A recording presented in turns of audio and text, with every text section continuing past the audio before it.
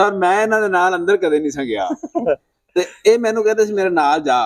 ਮੈਂ ਹਾਂ ਵੀ ਯਾਰ ਇਹ ਜਦੋਂ ਬਾਹਰ ਆ ਜਾਂਦਾ ਨਾ ਉਦੋਂ ਆਂਦਾ ਮੈਨੂੰ ਆਰਾਮ ਨਹੀਂ ਆਇਆ, ਜਦੋਂ ਡਾਕਟਰ ਕੋਲ ਹੋ ਕੇ ਆਉਂਦਾ ਉਦੋਂ ਇਹ ਬੜਾ ਮੁਤਮੈਨ ਹੁੰਦਾ। ਅੱਛਾ ਇੱਕ ਦਿਨ ਮੈਨੂੰ ਵੀ ਨਾਲ ਲੈ ਗਿਆ ਤਾਂ ਮੈਂ ਨਾਲ ਲੜਨ ਵਾਸਤੇ। ਅੱਛਾ ਲੱਸੀ ਵੀ ਕੀ ਲੱਸੀ ਠੰਡੀ ਪੀਓ। ਉਹ ਡਾਕਟਰ ਸਾਹਿਬ ਦਾ ਰਵੱਈਆ ਵੇਖਣਾ ਤੇ ਵੈਸੇ ਮੈਨੂੰ ਗੁੱਸਾ ਤਾਂ ਨਾ ਆਇਆ ਤੇ ਉਹਨੇ ਜਿਹੜਾ ਇਹਦੇ ਨਾਲ ਕੰਮ ਕੀਤਾ ਨਾ ਮੈਨੂੰ ਅੰਦਰ ਅੰਦਰ ਹਾਸਾ ਬੜਾ ਆਵੇ। ਅੱਛਾ ਉਹਨੇ ਇਹਨੂੰ ਲੰਮਿਆ ਪਾ ਲਿਆ ਤੇ ਥੋੜੀਆਂ ਫੜ ਲੀਆਂ ਦੋ ਨਾ ਕਰੰਟ ਆ ਗਈਆਂ ਗੋਡਿਆਂ ਤੇ ਮਾਰ। ਮੈਂ ਆਖਿਆ ਵੀ ਇਹ ਤਾਂ ਐਸ ਪਰ ਉਹਨੇ ਕਿਉਂ ਗੱਲ ਜਦੋਂ ਉਹਨਾਂ ਨੇ ਪਹਿਲੇ ਦਿਨ ਥੋੜੀ ਫੜੀ ਮੰਮੀ ਡਰ ਗਿਆ ਮੈਂ ਹੋਰ ਛੁਰੀਆਂ ਠੱਪੂ ਉਹਨਾਂ ਚੈੱਕ ਸਾਹਿਬ ਲੱਸੀ ਪੀਣ ਦਿਓ ਉਹ ਨਾ ਹੋਵੇ ਸਾਰਾ ਟੇਬਲ ਠੱਪ ਦਿਆ। ਉਹਦਾ ਚੈੱਕਅਪ ਖਤਮ ਹੋਇਆ ਨਾ ਤੇ ਆਂਦਾ ਹੁਣ ਕੀ ਹਾਲ ਈ ਤੇ ਮੈਂ ਡਾਕਟਰ ਸਾਹਿਬ ਮੇਰੀ ਇੱਕ ਰਿਕੁਐਸਟ ਏ। ਆਂਦਾ ਕੀ ਗੱਲ? ਮੈਂ ਥੋੜੀਆਂ ਜਾਂ ਸਾਨੂੰ ਦੇ ਇਹ ਥੋੜੀ ਇੱਕ ਮੈਨੂੰ ਦੇ ਅਸੀਂ ਆਪੇ ਮਾਰ ਲਗਵਾ ਮੈਂ ਇਹ ਥੋੜੀਆਂ ਵਾਸਤੇ ਦਿੱਤੇ ਆਂਦਾ ਤੇ ਮੈਂ ਉੱਥੇ ਗੋਡਾ ਖੜਾ ਕਰਕੇ ਦੋ ਸਕੋਰੇ ਮਾਰ।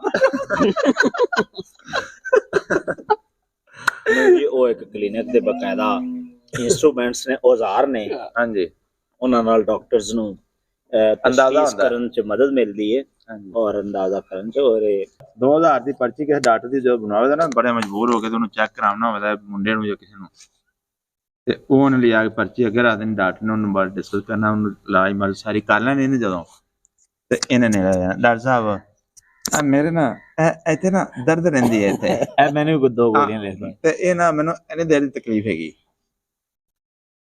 ਉਹ ਡਾਕਟਰ ਜਿਹੜਾ ਨਾ ਉਹ ਪਰਚੀ ਦੇ ਫੜ ਕੇ ਨਾ ਦੇਖਦਾ ਕਿਵੇਂ ਹੁੰਦੀ ਇਸ ਤਰ੍ਹਾਂ ਹੁੰਦੀ। ਅੱਛਾ ਕਿਸੇ ਲੈ ਤੁਸੀਂ ਆ ਗੋਲੀ ਜਿਹੜੀ ਨਾ ਸਵੇਰ ਸ਼ਾਮ ਖਾਣੀ ਤੇ ਐਂ ਕਰਨਾ ਦੇਂਗੇ ਉਸੇ ਫੀਸ ਚ ਉਹਨੇ ਯਾਨੀ ਉਹ 1000 ਚ ਪੈ ਜਾ। ਅਸੀਂ ਵੀ ਇੱਕ ਨਾ ਬਹਰਾਲ ਨਾ ਡਾਕਟਰ ਸਾਹਿਬ ਮੇਰੀ ਸੁਣੋ ਗੱਲ। ਬਾਅਦ ਡਾਕਟਰ ਨੇ ਜਿਹੜੇ ਉਹ ਬੜੇ ਤੇਜ਼ ਹੁੰਦੇ ਨੇ। ਮੇਰੇ ਬੇਟੇ ਦੇ ਸਕਿਨ ਨਾ ਇਥੋਂ ਸਿਰ ਦੇ ਵਿੱਚ ਖੁਸ਼ਕੀ ਜੀ ਸੀ ਤੇ ਉਹ ਬਚਦਾ ਨਹੀਂ ਪਿਆ ਸੀ ਤੇ ਅਸੀਂ ਉੱਥੇ ਇੱਕ ਡਾਕਟਰ ਹੈਗਾ ਕਸੂਰ ਦੇ ਵਿੱਚ ਉਹਦੇ ਕੋਲ ਚਲੇ ਗਏ। ਬੜਾ ਮਸ਼ਹੂਰ ਡਾਕਟਰ ਹੈ, ਬੜੀ ਦੁਨੀਆ ਜਾਣਦੀ ਹੈ। ਅੱਛਾ ਮੇਰੀ ਵਾਈਫ ਨੇ ਆਖਿਆ ਵੀ ਤੂੰ ਨਾ ਮੇਰੇ ਆ ਨਾ ਨਹੁੰ ਖਰਾਬ ਹੋਇਆ ਸੀ ਇਹ ਵੀ ਥੋੜਾ ਜਿਹਾ ਖਰਾਬ ਹੈ। ਅੱਛਾ ਮੇਰੀ ਵਾਈਫ ਨੇ ਆਖਿਆ ਵੀ ਫੀਸ ਆਪਾਂ ਦਿੱਤੀ ਇਹਨੂੰ 500 ਰੁਪਇਆ ਤੇ ਤੁਸੀਂ ਵੀ ਲੱਗ ਜਾ ਨੌ ਵੀ ਚੈੱਕ ਕਰਾ ਲਈ। ਮੈਂ ਉਹਨੂੰ ਹੌਲੀ ਜਿਹਾ ਆਖਿਆ ਐਵੇਂ ਨਹੀਂ ਹੋਣਾ। ਅੱਛਾ ਉਹਨੇ ਟਰਾਈ ਕਰਨ ਤੇ ਕਿਹੜੀ ਆ ਟਰਾਈ ਤਾਂ ਕਰ। ਉਹ ਮੈਂ ਖੈਰ ਉਹਨਾਂ ਆਵਾਜ਼ ਦਿੱਤੀ ਮੈਂ ਨਾ ਆਪਣੇ ਬੇਟੇ ਕਿਹੜੇ ਡਾਕਟਰ ਸਾਹਿਬ ਕੋਲ? ਡਾਕਟਰ ਅਦਰੀਸ। ਉੱਥੇ ਨਹੀਂ ਹੋ ਸਕਦਾ ਉਹ ਤਾਂ ਆਪ ਬੜਾ ਵੱਡਾ ਮਸਕਰਾ ਤੇ ਬੜਾ ਤੇਜ਼ ਹੈ, ਅਲਰਜੀ ਵਾਲਾ ਡਾਕਟਰ। ਹਾਂ ਅੱਲਾਹ ਨੂੰ ਖੁਸ਼ ਰੱਖੇ। ਉਹਦੇ ਕੋਲ ਗਿਆ ਨਾ ਤੇ ਉਹ ਬੱਚੇ ਨੂੰ ਚੈੱਕ ਕਰਾ ਲਿਆ ਤੇ ਮੈਂ ਨਾ ਹੀ ਅੱਗੇ ਹੱਥ ਕੀਤਾ। ਮੈਂ ਡਾਕਟਰ ਸਾਹਿਬ ਇਹ ਨਹੁੰ ਦੇ ਬਾਰੇ ਤੁਹਾਡਾ ਕੀ ਖਿਆਲ ਹੈ? ਮੈਨੂੰ ਕਹਿੰਦਾ ਪਰਚੀ ਲਈ ਹੋ?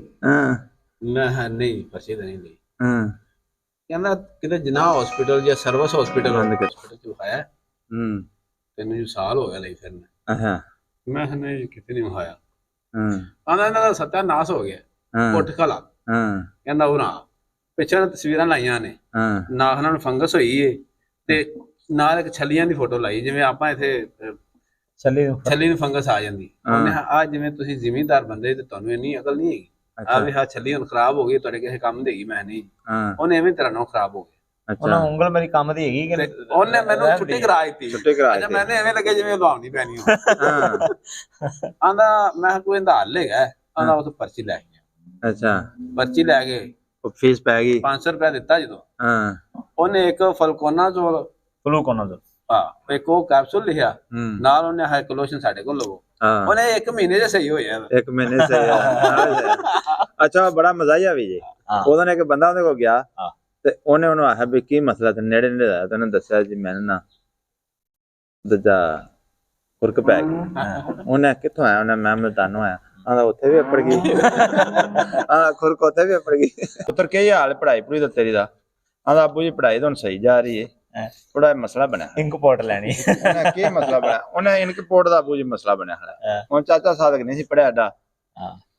ਉਹਨੇ ਪੁੱਤਰੋ ਕਿੰਨਾ ਦਾ ਮਸਲਾ ਹੈ? ਇਹ ਅੱਜ ਤੋਂ 20 ਸਾਲ ਪਹਿਲੇ ਦੀ ਗੱਲ ਹੈ, 25 ਸਾਲ ਦੀ। ਤੇ ਆਂਦਾ ਰੁਪਇਆ 800,000 ਲੱਗ ਹੀ ਜਾਣਾ। ਉਹਨਾਂ ਪੁੱਤਰਾ ਰੁਪਇਆ 1000 ਫਰ ਇਨਕਪੋਰਟ ਖੁਣ ਨਾ ਰਹੀ। ਉਹ ਇਨਕਪੋਰਟ 94 ਰੁਪਏ ਦੀ ਸੀ।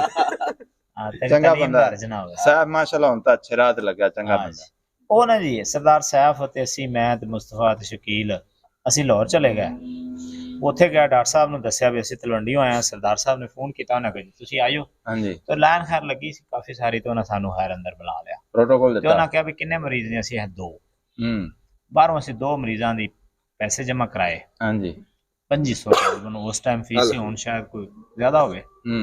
ਯਾਰ ਲਓ ਜੀ 2500 ਰੁਪਇਆ ਜਮ੍ਹਾਂ ਕਰਾਇਆ ਤੇ 2 ਪ੍ਰਵੇਜ਼ ਲੈ ਕੇ ਅਸੀਂ ਅੰਦਰ ਚਲੇ ਗਏ। ਤੇ ਜਦੋਂ ਅਸੀਂ ਅੰਦਰ ਗਏ ਤੇ ਉਹ ਡਾਕਟਰ ਸਾਹਿਬ ਨੂੰ ਦੱਸਿਆ ਵੀ ਆਹ ਗੱਲ ਹੈ ਤੇ ਆਹ ਬਾਤ ਹੈ, ਇਸ ਬੰਦੇ ਨੂੰ ਆਹ ਮਸਲਾ ਹੈ। ਤੇ ਉਹਨੇ ਕੀ ਹੁੰਦਾ, ਉਹਨੇ ਚੱਕਰ ਆਉਂਦੇ ਨੇ, ਬਸ ਤੇ ਉਹਨੇ 1.5 ਮਿੰਟ ਲਾਇਆ ਟੋਟਲ। ਅੱਛਾ ਉਹਨੇ ਪਰਚੀ ਦੇ ਦਿੱਤੀ ਹੈ, ਉਹਨੇ ਹਾਂ ਦਵਾਈ ਖਾਣੀ ਹਫਤਾ, ਤੇ ਜੇ ਆਰਾਮ ਨਾ ਆਵੇ ਤੇ ਜਾ ਕੇ MRI ਕਰਾਉਣੀ, MRI ਕਰਾ ਕੇ ਫਿਰ ਮੇਰੇ ਕੋਲ ਆਉਣਾ। ਸਹੀ ਅਸੀਂ ਠੀਕ ਤੇ ਸ਼ਕੀਲ ਨੂੰ ਅਸੀਂ ਆਖਿਆ ਭਾਈ ਮੁਸਾ ਨੂੰ ਚੈੱਕ ਕਰਾ ਲਿਆ। ਸ਼ਕੀਲ ਨੂੰ ਇਹ ਵੀ ਹੈਗਾ ਉਹਨੇ ਹੈਗਾ ਨਹੀਂ ਹੋਣਾ ਆਪਾਂ। ਉਹਨੇ ਕੀ ਉਹਨੇ ਜਿਵੇਂ ਉਹਦੇ ਨਾਲ ਕੀਤੀ ਉਹੀ ਮੇਰੇ ਨਾਲ ਹੋਣੀ, ਮੈਂ ਇਹੋ ਹੀ ਦਵਾਈ ਖਾ ਲਾਂਗਾ। ਅੱਛਾ ਉਹਨੂੰ ਵੀ ਚੱਕਰ ਹੀ ਆਉਂਦੇ ਸੀ। ਅੱਛਾ ਅਸੀਂ ਬਾਹਰ ਆਏ ਹਾਂ ਤੇ ਉਹ ਜਿਹੜਾ ਅਟੈਂਡੈਂਟ ਸੀ ਨਾ ਉਹਨੂੰ ਅਸੀਂ ਆਖਿਆ ਵੀ 2500 ਰੁਪਇਆ ਫੜਾ। ਉਹਨੇ ਆ ਕਿਉਂ? ਅਸੀਂ ਇੱਕ ਮਰੀਜ਼ ਚੈੱਕ ਕਰਾਇਆ। ਅੱਛਾ ਉਹਨੇ ਯਾਰ ਤੁਸੀਂ 2 ਮਰੀਜ਼ ਚੈੱਕ ਕਰਾਉਣੇ ਸੀ। ਅਸੀਂ ਨਹੀਂ, ਅਸੀਂ ਇੱਕ ਹੀ ਕਰਾਇਆ। ਉਹਨਾਂ ਹੈ ਵੀ ਉਹ ਨਾ ਅਸੀਂ ਬਾਹਰ ਖੜੇ ਆ, ਉਹ ਕਲੀਨਿਕ ਚ ਅੰਦਰ ਡਾਕਟਰ ਸਾਹਿਬ ਦੇ ਕਮਰੇ ਦੁਬਾਰਾ ਗਿਆ ਵੀ ਡਾਕਟਰ ਸਾਹਿਬ ਇੱਕ ਮਰੀਜ਼ ਚੈੱਕ ਕਰਾਇਆ ਨੇ ਕਿ 2? ਡਾਕਟਰ ਸਾਹਿਬ ਨੇ ਜ਼ਾਹਿਰ ਇੱਕ ਹੀ ਦੱਸਣਾ ਜਿੰਨੇ ਚੈੱਕ ਕਰਾਇਆ। ਉਹਨੇ ਇੱਕ, ਉਹਨੇ ਅੱਛਾ ਚਲੋ ਠੀਕ ਹੈ। ਅਸੀਂ ਬੜੇ ਹੱਸੇ, ਉਹਨੇ ਰਿਫੰਡ ਕਰ ਦਿੱਤੇ, ਉਹਨੇ ਪੈਸੇ ਸਾਨੂੰ ਵਾਪਸ ਕਰਤੇ। ਨਹੀਂ ਉਹਨੇ ਫਿਰ ਮੁਤਾਲਬਾ ਨਾ ਕੀਤਾ 1250 ਦੇ ਮੈਨੂੰ। ਉਹ ਅਸੀਂ ਬੜੇ ਹੱਸੇ। ਉਹਨੇ ਯਾਰ ਡਾਕਟਰ ਨੇ 2500 ਰੁਪਇਆ ਲਿਆ, ਅਸੀਂ ਦੇਸੀ ਬੰਦੇ ਆ, ਸਾਡੇ ਨਾਲ 10 ਮਿੰਟ ਗੱਲਬਾਤ ਕਰਦਾ ਸਵਾਰ ਕੇ, ਸਾਨੂੰ ਮੁਤਮਇਨ ਕਰਦਾ। ਅਸੀਂ ਸਮਝਦੇ ਕਿ ਯਾਰ ਵਾਕਈ ਸਾਡੀ ਉਹਨੇ ਮਰਜ਼ ਲੱਭੀ ਹੈ, ਕੋਸ਼ਿਸ਼ ਕੀਤੀ ਹੈ ਜਾਂ ਸਾਨੂੰ ਮੁਤਮਇਨ ਕੀਤਾ, ਦਵਾਈ ਦਿੱਤੀ ਹੈ। ਤੇ ਉਹਨੇ 2 ਝਰੀਠਾਂ ਮਾਰੀਆਂ ਨੇ। ਉਹ ਚੌਧਰੀ ਸਾਹਿਬ ਪੁਰਾਣੇ ਜ਼ਮਾਨੇ ਚ ਆਂਦੇ ਸੀ ਵੀ ਡਾਕਟਰ ਦੀ ਇੱਕ ਪੈਨਸਲ ਜਿਹੜੀ ਨਾ 1 ਕਰੋੜ ਰੁਪਏ ਦੀ। ਬਿਲਕੁਲ ਮੇਰੇ ਹਿਸਾਬ ਚ ਹੁਣ 2-2.5 ਕਰੋੜ ਰੁਪਏ ਦੀ।